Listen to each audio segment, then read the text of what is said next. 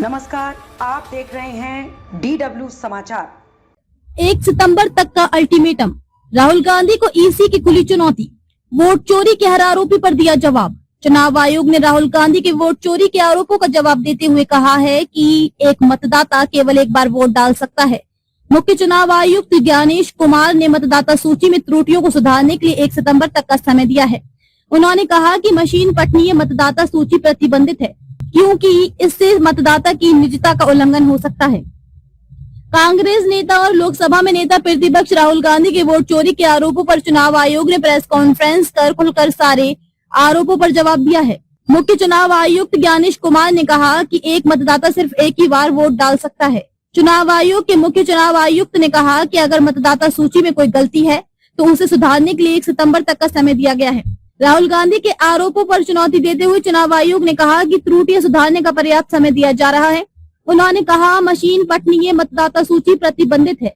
चुनाव आयोग का ये निर्णय सर्वोच्च न्यायालय के फैसले के बाद आया है और 2019 का है। हमें मशीन पठनीय मतदाता सूची और खोज योग्य मतदाता सूची के बीच अंतर समझना होगा। आप चुनाव आयोग की वेबसाइट पर उपलब्ध मतदाता सूची को ईपिक नंबर डालकर खोज सकते हैं। ज्ञानेश कुमार ने कहा, इसे डाउनलोड भी कर सकते हैं। इसे मशीन पठनीय नहीं कहा जाता है। मशीन पठनीय के संबंध में 2019 में सर्वोच्च न्यायालय ने भी इस विषय का गहन अध्ययन किया और पाया कि मशीन पठनीय मतदाता सूची देने से मतदाता की निजता का उल्लंघन हो सकता है।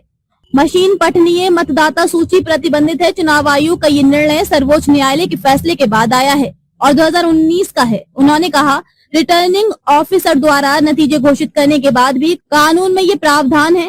45 दिनों की अवधि के भीतर राजनीतिक दल सुप्रीम कोर्ट में जाकर चुनाव को चुनौती देने के लिए चुनाव याचिका दायर कर सकते हैं। इस 45 दिनों की अवधि के बाद इस तरह के निराधार आरोप लगाना, चाहे वे केरल हो, कर्नाटक हो या बिहार हो। ज्ञानेश कुमार ने कहा कि जब चुनाव के बाद की वह 45 दिन की अवधि समाप्त हो जाती है और उस अवधि के दौरान किसी भी उम्मीदवार या राजनीतिक दल को कोई अनियमितता नहीं मिलती है, तो आज इतने दिनों के बाद देश के मतदाता और लोग इस तरह के निराधार आरोप लगाने के पीछे की मंशा को समझते हैं। राहुल जी, आपने सर इस तरफ सर, आपने बहुत प्रूफ तो आप लोग सामने रख रहे हैं और एक पूरी डिटेल आप ऑब्जर्वेशन सामने रख रहे हैं। हाँ।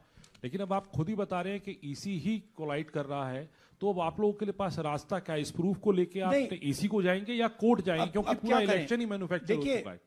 This is EC data,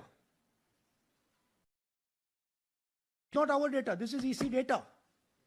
and EC कह रहा है कि हम फ्री एंड फेयर इलेक्शन करा रहे हैं और उनके डेटा में एक असेंबली में 1 लाख फेक वोटर्स हैं, फेक एड्रेसेस, डुप्लीकेट फॉर्म 6, अलग अलग तरीके।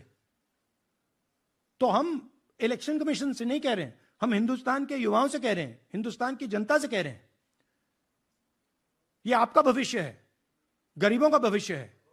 यह आपके आंख के सामने पूरा का पूरा सिस्टम चोरी किया जा रहा है और ये ब्लैक, जैसे मैंने बोला, ब्लैक एंड व्हाइट है। ये उनका डेटा है, उनके फोटोग्राफ्स हैं, उनके नाम हैं, उनके डुप्लीकेट्स हैं, उनके फेक एड्रेसेस हैं। इस खबर पर आपकी क्या राय है? कमेंट बॉक्स में जरूर बताएं और हमारे चैनल को सब्सक्राइब जरूर करें।